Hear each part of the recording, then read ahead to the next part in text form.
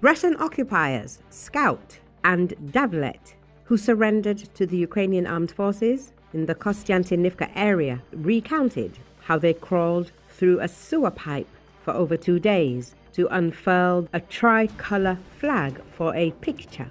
A video of the interrogation of the prisoners was released by the 12th Special Forces Brigade, Azov. Why do Russians love the sewers so much? It's a story about underground sleds, flagships at any cost, and endless meaty assaults. It's also about the humane treatment of prisoners by the Azov soldiers who strive to return their captive brothers, the brigade explained. Pavel Nikolaev, call sign Davlet, says he fell for the contract like a stupid puppy. The soldier, born in 1989, served in the 150th Division. According to him, when it became clear that everyone was being assigned to assault troopers, panic broke out among the Russian soldiers. The older men were especially frightened, realizing they had been designated suicide bombers. As Davlet recounted, they were ordered to infiltrate the Ukrainian Armed Forces rear through a sewer pipe. They waded through waist-deep water through a 90-centimeter diameter pipe.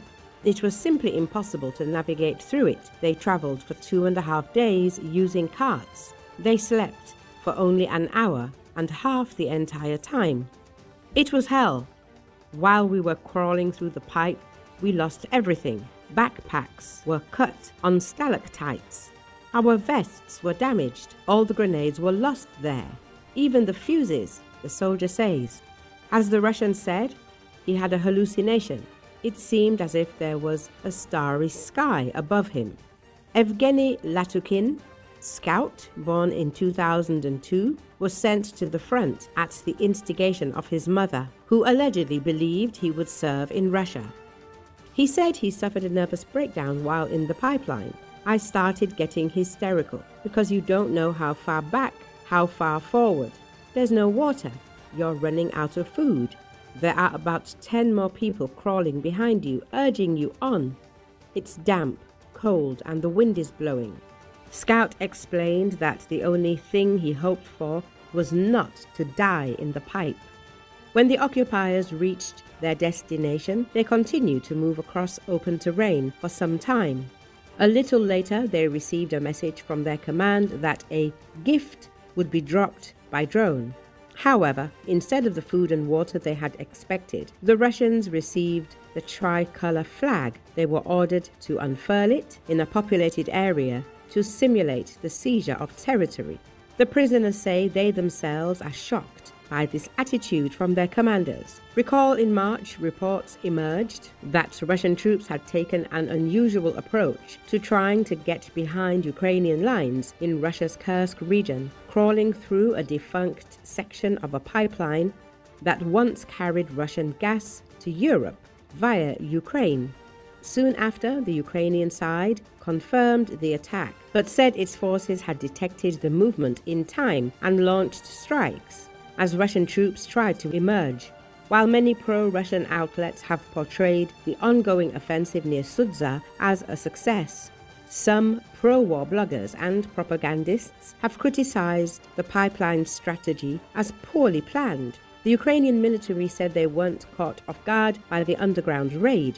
According to Ukraine's general staff, reconnaissance units from the air assault forces detected the Russian troops in time, allowing Ukrainian forces to target them with missile and artillery strikes.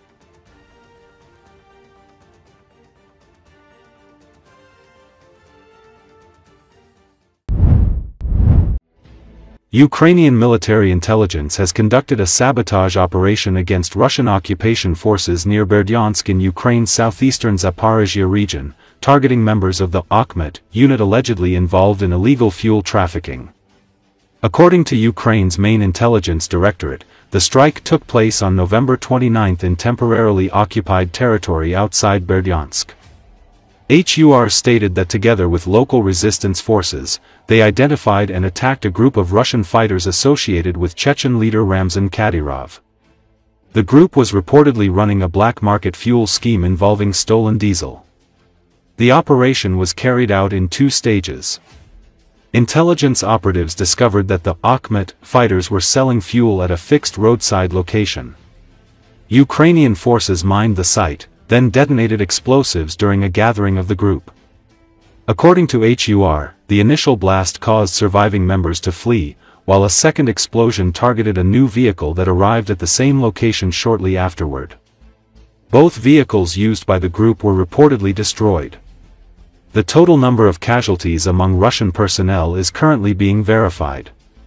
The HUR emphasized that the operation was part of ongoing efforts to disrupt logistical and financial schemes within Russian occupying units. The Akhmet unit has been active in various occupied areas and has previously been accused by Ukrainian officials of running illicit businesses in coordination with local collaborators. In late July, HUR Special Forces conducted another successful ambush on Akhmet fighters near the village of Velika Bilazurka in the Zaporizhia region. The group advanced more than 30 kilometers into occupied territory, eliminated 3 Russian National Guard soldiers, and returned without losses. As a result of a vehicle detonation, 3 Akhmet fighters were neutralized. During the operation, intelligence was also gathered on enemy logistics, equipment, and command posts, HUR added. Earlier, a Dagestani fighter from Russia's 270th Akhmet Kavkaz regiment surrendered to Ukrainian forces in Zaporizhia, saying he was coerced into service and deployed to the front, while Chechen troops stayed in rear positions.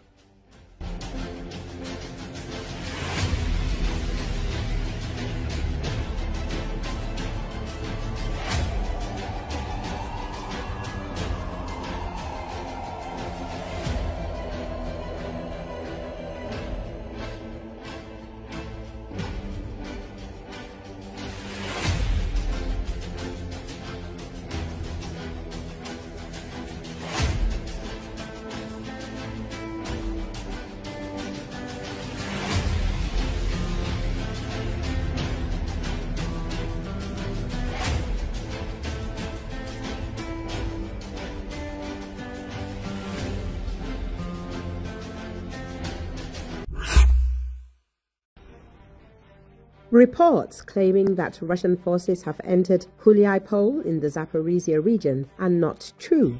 Ukraine's defense forces destroyed Russian troops attempting to enter the town, according to the Center for Countering Disinformation and the Ukraine's National Security and Defense Council.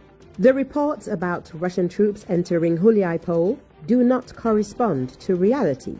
In fact, Ukraine's defense forces destroyed the Russians who tried to enter the town and stabilize the situation in this sector of the front. The statement reads, "The head of the Center for Countering Disinformation, Defense Forces Officer Andriy Kovalenko, and the spokesperson for the Southern Defense Forces, Vladislav Voloshin, confirmed this information." Voloshin said that the command took the necessary steps to stabilize the area. In particular, additional reserves were sent to that area. All measures are being taken to prevent any Russian advance into the town. By spreading such disinformation, the enemy seeks to sow fear among Ukrainians. These fake reports aim to exert emotional pressure, undermine trust in the armed forces, and weaken the internal resilience of Ukrainian society. The center's statement says, "Defense forces of Ukraine are attempting to stabilize the situation near Huliaipol in the Zaporizhia region and establish an additional defensive line. But Russian occupiers are continuing their ongoing assault," according to a report from analysts from the Ukrainian Deep State Monitoring Project. Now, with the deployment of additional resources, Ukrainian Defense Forces soldiers are attempting to establish an additional line of defense and stabilize the situation. The enemy, aware of the problem, is constantly sending troops to assault our positions and maintaining constant pressure, achieving some success. The statement reads, "In particular, it is noted that Russian occupiers are being spotted en masse in the vicinity of Huliaipol. Analysts emphasize that these problems need to be addressed in order to address them and be studied to prevent future occurrences. But when manipulation distortion, and personal interest enter the picture, the problem loses its essence, and the main conclusions dissolve, rendering all efforts in vain, Deep State added. As analysts recalled, the problem worsened when the enemy entered the flank of the 102nd Separate Territorial Defense Brigade due to the failure of the adjacent unit's defense in the area of Uspenovka and Rivnepolye, from which the enemy advanced toward Zatyshi and began actively pressuring Zelenski and Vysokoye.